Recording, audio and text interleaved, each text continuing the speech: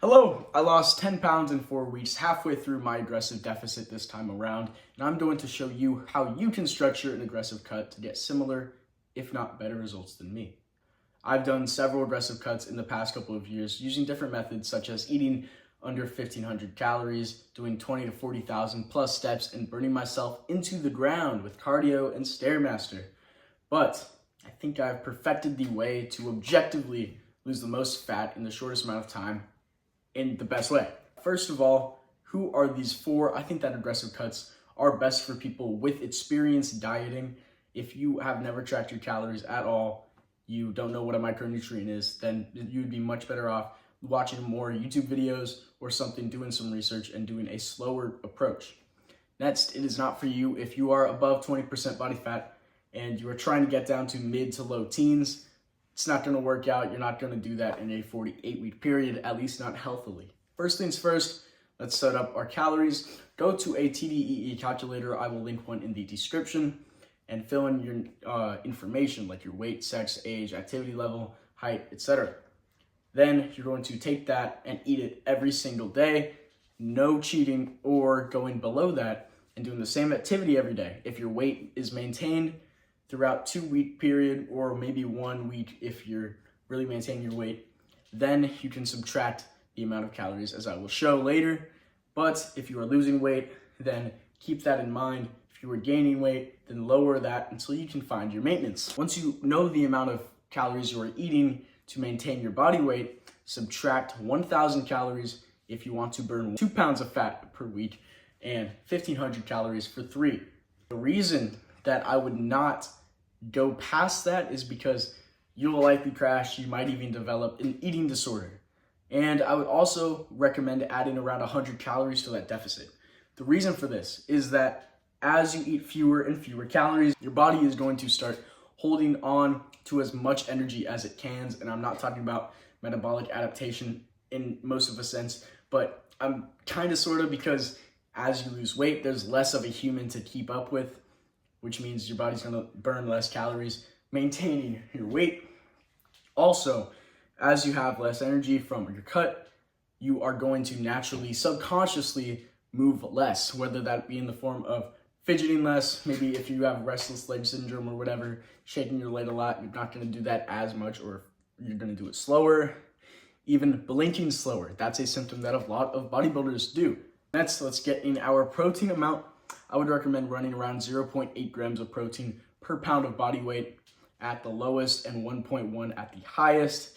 The reason I wouldn't go below 0.8 is that we have some good research showing that 0.73 grams per protein per pound of body weight is optimal for the ideal amount of muscle protein synthesis, which is basically just the amount of protein your body needs to maximally hold on to and build muscle. So going past that could just not be beneficial. However, protein is very satiating, so it could be beneficial to go from 0.8 to up to 1.1, 1.2 grams per pound of body weight. The reason I wouldn't go past this is because as we pass that up, we're going to be taking away the amount of calories that we can spend on things like dietary fats and carbohydrates. This is going to harm our energy levels and hormones, and I'll talk about that a little bit later. So I would recommend getting that amount of protein done. Keep in mind that protein has the highest thermic effect of food. Basically what that means is that your body, it spends more calories digesting your protein than it does other fats and carbs. So protein, let's say you eat 100 calories of pure protein, your body is going to burn 30 of those calories, 20 to 30 of those calories from just digesting it. I think carbs is around 10% and fats around 3%. Yeah, fats 0 to 5, carbs 5 to 10, and we will be fine. So for every 100 calories, keep that in mind. Protein will technically burn more calories from eating it. Carbohydrates, I like to push a little bit higher just to maintain good performance in the gym and overall have a good quality of life. One reason to increase carbs is that during a hard set in the gym, the first couple of reps are primarily using the ATP phosphocreatine system, but later in the set, the reps will use more muscle glycogen to regenerate ATP. So doing a keto or a low carb diet is very bad, can lead to less muscle growth very easily. So do not do keto. The way I structure my carbs around my day is that I consume most of them around my workout. I consume around 50 to 70 grams of carbs pre-workout, and it depends on how close it is to my workout. I consume my meals pre-workout where the glucose to fructose ratio is around 3:1. It's not super necessary, but it's just going to absorb the carbs a little bit better because they're using different intestinal transporters. Not something you should be worrying about if this is your first time aggressive dieting. And if my pre-workout meal is around 30 minutes before, I'll just consume glucose, digest faster, way simpler.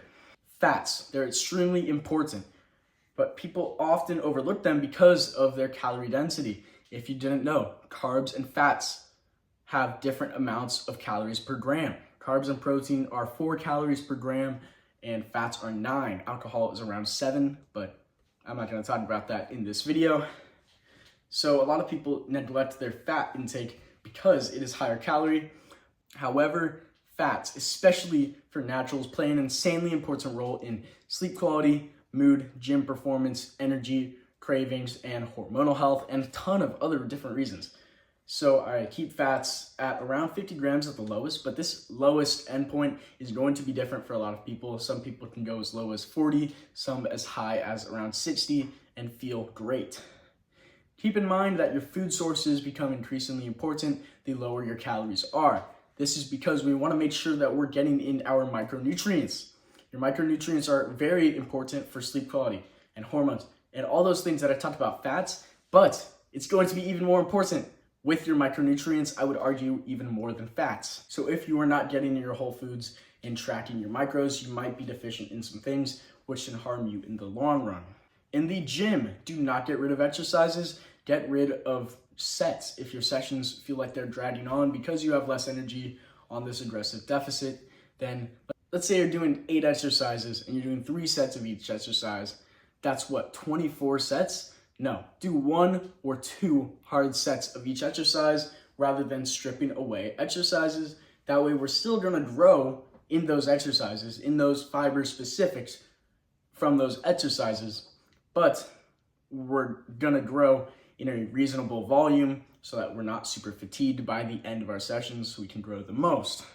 If you are on higher carbs, you really should not be actually losing muscle. You should be at least maintaining your strength and even building muscle, getting stronger in most of your lifts. That's extremely possible, especially if you're in your first 4 or 5 years of lifting. Now let's go over supplements.